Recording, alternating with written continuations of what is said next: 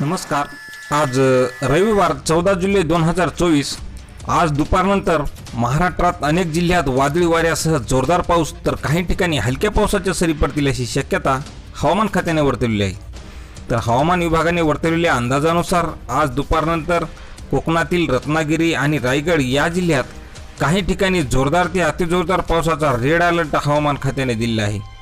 तर सातारा या जिल्ह्यात घाटमाथ्यावर काही ठिकाणी जोरदार ते अतिजोरदार पावसाचा रेड अलर्ट असून मात्र सपाट भूभागावर काही ठिकाणी हलक्या सरी पडतील असा अंदाज वर्तवला आहे। त्यासोबतच सिंधुदुर्ग, ठाणे आणि पालघर जिल्ह्यात काही ठिकाणी जोरदार पावसाचा ऑरेंज अलर्ट असून पुणे, कोल्हापूर या घाटमाथ्यावर काही ठिकाणी मध्यम तर काही ठिकाणी जोरदार पाऊस असेल। तसेच विदर्भ आणि मराठवाड्यातील अनेक जिल्ह्यात काही भागात हलक्या ते मध्यम स्वरूपाची पावसाची शक्यता असून उद्यापासून पावसाचा जोर आणखी वाढणार असल्याची माहिती मिळत आहे। कारण बंगालच्या उपसागरात कमी दाबाचा पट्टा निर्माण होत असल्यामुळे संपूर्ण महाराष्ट्रात जोरदार उद्यापासून पावसाला सुरुवात होईल अशी शक्यता हवामान खात्याने वर्तवली आहे।